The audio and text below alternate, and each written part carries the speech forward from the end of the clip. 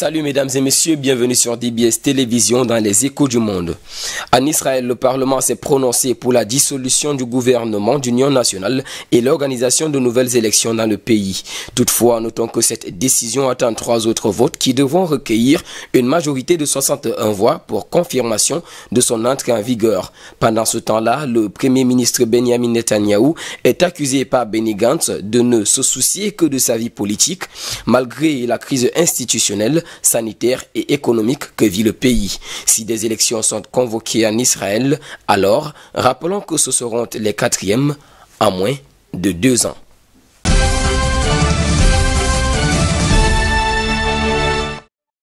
En Allemagne, une cérémonie d'hommage aux 5 morts victimes de l'accident de circulation se tient ce jour dans la ville de Trèves, lieu du drame.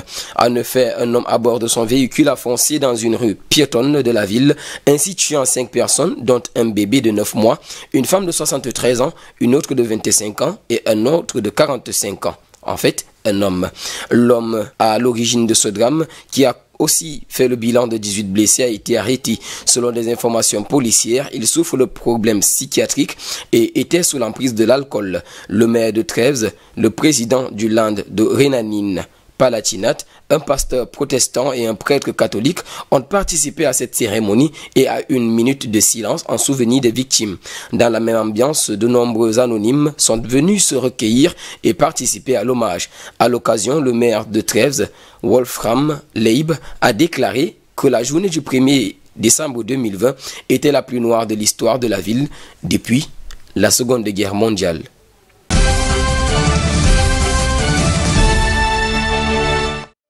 À Hong Kong, dans le cadre d'une enquête, la figure du combat pro-démocratie, Jimmy Lai, a été placée ce jeudi 3 décembre 2020 en détention provisoire, en compagnie de 2 de ses cadres dirigeants, Royston Shaw et Wong Wai Kung. Ils sont accusés de fraude.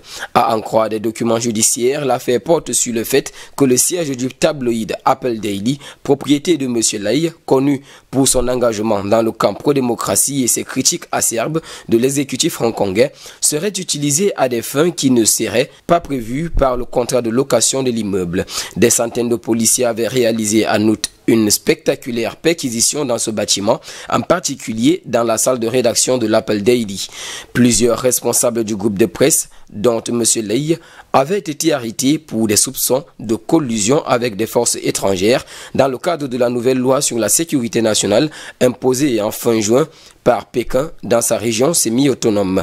À ce stade, aucun n'a formellement été inculpé en vertu de cette loi drastique, mais l'enquête est en cours. L'ex-colonie britannique, qui a connu en 2019 sa plus grave crise politique depuis sa rétrocession à Pékin en 1997, est depuis plusieurs mois l'objet d'une reprise en main musclée de Pékin, dont cette loi imposée en fin juin est un des instruments.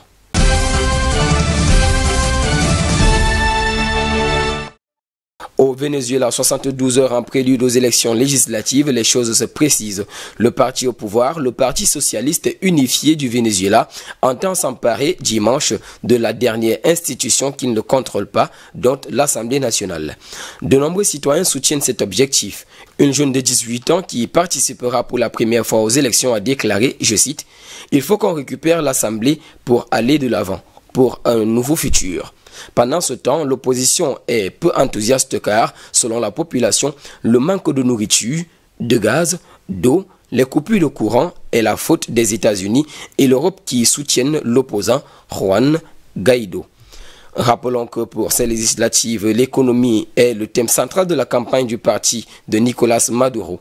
Après 3 années d'hyperinflation et 7 ans de récession, le pays connaît la plus grave crise de son histoire.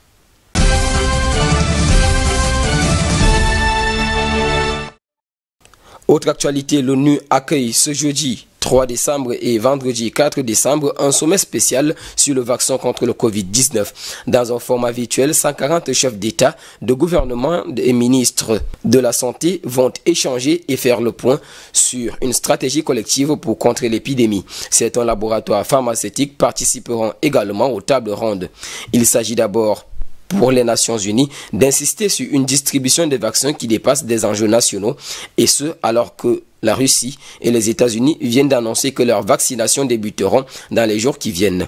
L'ONU ne lèvera pas de fonds, mais espère convaincre encore les indécis que le monde ne pourra mettre fin à la pandémie que si les vaccinations se font équitablement, y compris dans les pays en développement. Les organisations non gouvernementales parviendront à contrer les fausses informations. Les bénéfices de la vaccination seront freinés. Avoir un vaccin ne signifie pas vacciner, remarque Emmanuel Capobiantu, directeur de la santé du mouvement international de la Croix-Rouge et du Croissant-Rouge. Dans de nombreux pays, il y a une résistance contre un nouveau vaccin et on va vraiment avoir besoin de partager nos connaissances sur ce vaccin, faire comprendre qu'il est sûr et efficace par l'intermédiaire des médias qui sont bien préparés et peuvent combattre les fausses informations pour que les gens acceptent de se faire vacciner. Enfin, les pays membres devraient réduire leur confiance à l'Organisation mondiale de la santé. Messieurs et dames, c'est ici que nous mettrons terme à cette autre édition des Échos du Monde sur DBS Télévision et en compagnie de nos programmes, nous vous souhaitons de passer une agréable soirée.